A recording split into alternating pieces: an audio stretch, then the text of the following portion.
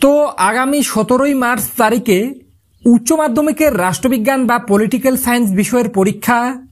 আর এই ভিডিওটিতে আমি উচ্চ মাধ্যমিকের রাষ্ট্রবিজ্ঞান বা পলিটিক্যাল সায়েন্স বিষয়ের একটি অত্যন্ত গুরুত্বপূর্ণ নমুনা প্রশ্নপত্র ও তার উত্তর নিয়ে হাজির হয়েছি। আজকের এই প্রশ্নপত্রটিতে 3-এর দাগে তোমরা যে কয়েকটা 8 নম্বরের প্রশ্ন দেখতে পাবে। তোমরা যদি শুধুমাত্র আজকের এই প্রশ্নপত্রে থাকা 8 নম্বরের বড় প্রশ্নগুলি ভালোভাবে রেডি করে যেতে পারো, আমি তোমাদেরকে একদম গ্যারান্টি দিয়ে বলছি একটাও প্রশ্ন বাইরে যাবে না।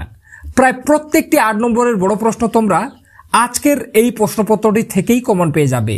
তো কাজেই বন্ধুরা, তোমরা যারা শুধুমাত্র একটা মাত্র প্রশ্নপত্র সলভ করে গিয়ে প্রত্যেকটি বড় প্রশ্ন কমন পেতে চাও, তারা অবশ্যই ভিডিওটি শেষ পর্যন্ত দেখতে থাকো এবং চ্যানেলে নতুন হয়ে থাকলে অবশ্যই এই রিয়াজ টিউটোরিয়াল চ্যানেলটি সাবস্ক্রাইব করে পাশে থাকা বেল আইকনটি প্রেস করে রাখো।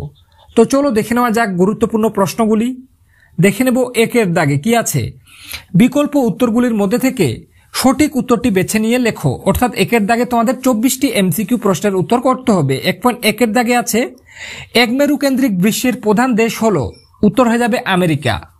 1.2 জোটনিরপেক্ষ আন্দোলন সূচনা হয়, উত্তর হয়ে যাবে 1961 সালে। অর্থাৎ খ-এর দাগের অপশনটি উত্তর। এরপর দেখে নেব 1.3 ঠান্ডা যুদ্ধকে গরম শান্তি বলে চিহ্নিত করেছেন, উত্তর হয়ে যাবে বার্নেট। এরপরে দেখে নেব 1.4 সার্কের শেষ সদস্য রাষ্ট্র হলো, উত্তর হয়ে যাবে খ-এর দাগের অপশনটি অর্থাৎ আফগানিস্তান। 1.5 কোন প্রধানমন্ত্রীর সময় বাজার অর্থনীতির সূচনা ঘটে, উত্তর হয়ে যাবে গ-এর দাগের অপশনটি অর্থাৎ নরসিমা রাওয়ের আমলে। 1.6 ভারতের পররাষ্ট্রনীতির প্রধান রূপকার ছিলেন, উত্তর হয়ে যাবে জওহরলাল নেহেরু। 1.7 জাতিপুঞ্জ প্রতিষ্ঠিত হয়, উত্তর 1945-এর 24শে অক্টোবর। এরপর 1.8 সম্মিলিত জাতিপুঞ্জের অর্ধ আইনসভা হলো, উত্তর হয়ে যাবে সাধারণ সভা। 1.9 আন্তর্জাতিক বিচারালয়ের বিচারপতিরা নিযুক্ত হন, উত্তর হয়ে যাবে 9 বছরের জন্য। 1.10 সাধারণ সভাকে বিশ্ববিদ্যালয়ের কণ্ঠস্বর বলেছেন, উত্তর গ-এর দাগের অপশনটি অর্থাৎ অস্টিন। 1.11 ক্ষমতা স্বতন্ত্রীকরণ নীতি অনুসরণ করা হয়নি, উত্তর হয়ে যাবে মার্কিন যুক্তরাষ্ট্রে। 1.12 অর্ডিন্যান্স জারি করার ক্ষমতা রয়েছে, তো উত্তর হয়ে যাবে অর্ডিন্যান্স জারি করার ক্ষমতা রয়েছে। আশা রাখি এই প্রশ্নটির সঠিক উত্তর তোমরা প্রত্যেকে করতে পারবে। এবছর এই প্রশ্নটা খুবই গুরুত্বপূর্ণ আছে, তাই তোমরা যদি এর সঠিক উত্তরটা জেনে থাকো তাহলে অবশ্যই আমাকে কমেন্ট সেকশনে কমেন্ট করে জানাতে ভুলবে না। অর্ডিন্যান্স জারি করার ক্ষমতা রয়েছে কোন বিভাগের, তোমরা অবশ্যই এই প্রশ্নটির উত্তর কমেন্ট সেকশনে কমেন্ট করে জানাবে। 1.13 নাম সর্বস্ব রাষ্ট্রপ্রধান থাকেন, উত্তর সংসদীয় ব্যবস্থায়, উত্তর হয়ে যাবে এরপরে 14-এর দাগের বিশ্বের বৃহত্তম বিতর্ক সভা হলো, উত্তর হয়ে যাবে সাধারণ সভা। 1.15 ভারতের আইনসভার কক্ষ রয়েছে, উত্তর হয়ে যাবে 2টি। 1.16 আমলাতন্ত্রের অন্যতম প্রধান বৈশিষ্ট্য, উত্তর স্থায়িত্ব। 1.17 ভারতের শাসন বিভাগের প্রকৃত শাসক হলেন, তো এই প্রশ্নটির সঠিক উত্তর হয়ে যাবে ভারতের শাসন বিভাগের প্রকৃত শাসক হলেন গ-এর দাগের অপশনটি অর্থাৎ প্রধানমন্ত্রী। এরপর দেখে নেব 1.18-এর দাগে শাসন বিভাগের মূল কাজ হলো আইন প্রণয়ন করা। 1.19 জিরো আওয়ারের সময়সীমা হলো 1 ঘন্টা। 1.20 সরকারের স্থায়ী কর্মচারীদের বলা হয়, উত্তর হয়ে যাবে আমলা অর্থাৎ ঘ-এর দাগের অপশনটি উত্তর। এরপর এটা 2 পয়েন্ট হয়ে গেছে, বারবার এগুলা কিন্তু 2.20 থেকে 2.20 হয়ে গেছে, এটা 1.20 হয়ে যেত, বুঝে নেবে তোমরা। 1.21-এর দাগে গ্রাম পঞ্চায়েতের সর্বোচ্চ পদাধিকারী হলেন, উত্তর হয়ে যাবে ঘ-এর দাগের অপশনটি অর্থাৎ প্রধান। এরপর দেখে নেব 1.22 পশ্চিমবঙ্গের বর্তমানে কয়টি স্তর বিশিষ্ট পঞ্চায়েত ব্যবস্থা রয়েছে, উত্তর হয়ে যাবে 30 স্তর বিশিষ্ট পঞ্চায়েত ব্যবস্থা রয়েছে। 1.23 কলকাতা কর্পোরেশনের মোট ওয়ার্ড সংখ্যা, উত্তর হয়ে যাবে 144টি। 1.24 গ্রাম সভার বার্ষিক অধিবেশন বসে ডিসেম্বরে। এরপরে দেখে নেব 2-এর দাগের প্রশ্নগুলি। তার আগে আবারও বলে রাখছি, আজকের প্রশ্নপত্রটিতে 3-এর দাগ থেকে যে কয়েকটা 8 নম্বরের প্রশ্ন দেখবে, তুমি যদি শুধুমাত্র এই প্রশ্নপত্রটির প্রশ্নগুলি রেডি করে যেতে পারো, আমি গ্যারান্টি দিয়ে বলছি প্রায় প্রত্যেকটি বড় প্রশ্ন তোমরা এই প্রশ্নপত্রটি থেকে কমন পেয়ে যাবে। তাই বন্ধুরা অবশ্যই তোমরা চ্যানেলটিকে সাবস্ক্রাইব করে পাশে থাকা বেল আইকনটি প্রেস করে রাখতে একদম ভুলবে না, কেননা সারা বছর আমি উচ্চ মাধ্যমিকের ছাত্রছাত্রীদের জন্যই ভিডিও বানাই। তাই তোমরা যদি একটা সাবস্ক্রাইব করো তাহলে আমি নেক্সট ভিডিও বানাতেও অনেকটা মোটিভেট ফিল করব। আর আগামী 2-1 ঘন্টার মধ্যে আমি কিন্তু রাষ্ট্রবিজ্ঞান বিষয় থেকে গুরুত্বপূর্ণ এমসিকিউ প্রশ্নের একটা ভিডিও নিয়ে আসবো। সেই ভিডিওটি দেখে প্রত্যেকটি রেডি করে যেতে পারলে তোমরা কিন্তু ভালো রেজাল্ট করবেই। তাই বলা হচ্ছে এমসিকিউ প্রশ্নের সাজেশনটিও যাতে পৌঁছে যায় তার জন্য তোমরা চ্যানেলটিকে সাবস্ক্রাইব করে রাখো। এরপরে 2-এর দাগের প্রশ্নগুলি কি আছে, নিম্নলিখিত প্রশ্নগুলির অতি সংক্ষিপ্তে উত্তর দাও। অর্থাৎ 2-এর দাগে 16টি এসএকিউ প্রশ্নের উত্তর করতে হবে। তো দেখে না 2.1-এর দাগে দাঁতাত ও ঠান্ডা লড়াইয়ের মধ্যে একটি পার্থক্য লেখো। এর সাথে অথবা দিয়ে আছে পঞ্চশীল নীতি কে প্রথম ঘোষণা করেছিলেন। বা 2.2 জোর নিরপেক্ষ মতাদর্শ কোন ভারতীয় রাষ্ট্রনেতার মস্তিষ্ক প্রসূত। এর সাথে অথবা দিয়ে আছে মনোরনীতি কি। 2.3 মার্শাল পরিকল্পনার উদ্দেশ্য কি ছিল। এর সাথে অথবা দিয়ে ট্রুম্যান নীতি কবে ঘোষিত হয়। 2.4 ভারতের পরমাণু নীতির মূল বক্তব্য কি। 2.5 ভেটো প্রয়োগকারী দুটি দেশের নাম লেখো। 2.6 সার্কের শেষ সদস্য রাষ্ট্রের নাম কি। 2.7 সম্মিলিত জাতিপুঞ্জের সনদে কতগুলি ধারা আছে। এরপর 2.8 সম্মিলিত জাতিপুঞ্জের দিবস রূপে বছরের কোন দিনটি পালিত হয়। এর সাথে অথবা দিয়ে আছে জাতিপুঞ্জের মহাসচিব কিভাবে নির্বাচিত হন। 2.9 সাধারণ সভায় বার্ষিক অধিবেশন বসে কবে। এরপর দেখে নেব 2.10 ইউএনইএসসিও এর পুরো কথাটি কি। এরপর 2.11 তো দেখে নেব দ্বৈত ভেটো বলতে কি বোঝো। এরপর 2.12 সাধারণ সভায় প্রতিটি রাষ্ট্র ভোট দিতে পারে কয়টি। এর সাথে অথবা দিয়ে আছে সাধারণ সভাকে বিশ্ববিদ্যালয়ের কণ্ঠস্বর বলেছেন কে। 2.13 ভারতের রাজ্যপালকে কে নিয়োগ করেন। 2.14 ভারত রাষ্ট্রের সাংবিধানিক প্রধানকে। এর সাথে অথবা দিয়ে আছে অঙ্গরাজ্যের প্রকৃত শাসককে। 2.15 জেলা পরিষদের প্রশাসনিক প্রধানকে। 2.16 গ্রাম পঞ্চায়েতের সবাইকে সভাপতিত্ব করেন। তো এই ছিল 16টি এসএকিউ প্রশ্ন, ভালোভাবে রেডি করে রাখবে। আমি আশা রাখছি এখান থেকে কিন্তু কিছু এসএকিউ প্রশ্ন তুমি কমন পেয়ে যাবে। কিন্তু এখন আমি তোমাদের সামনে যে কয়েকটা 8 নম্বরের প্রশ্ন তুলে ধরবো, তুমি যদি রেডি করে পরীক্ষা দিতে যাও প্রায় প্রত্যেকটি বড় প্রশ্ন তুমি এগুলির মধ্যে কমন পেয়ে যাবে। এই বিষয়ে তোমরা একদম নিশ্চিন্তে থাকো। তো চলো দেখে নেবো 3-এর দাগের প্রশ্নগুলি কি বলা আছে। নিম্নলিখিত প্রশ্নগুলির উত্তর দাও, বিকল্প প্রশ্নগুলি লক্ষণীয়। অর্থাৎ 3-এর দাগে তোমাদের 8 নম্বরের 5টি প্রশ্নের উত্তর করতে হবে। প্রত্যেকটি প্রশ্নের মান 8 করে 40 নম্বর। তো দেখে নেবো প্রথমে ক-এর দাগে বিশ্বায়ন কাকে বলে, বিশ্বায়নের প্রকৃতি বা বিভিন্ন রূপ আলোচনা করো। এই প্রশ্নটি প্রথম অধ্যায় থেকে খুবই গুরুত্বপূর্ণ, তাই ভালোভাবে পড়ে রাখবে। এছাড়া একটা আর ক্ষমতা বলতে কি বোঝো, ক্ষমতার মূল উপাদানগুলি সংক্ষেপে বর্ণনা করো। প্রথম অধ্যায় থেকে এই দুটো প্রশ্ন ভালোভাবে দেখে রাখবে।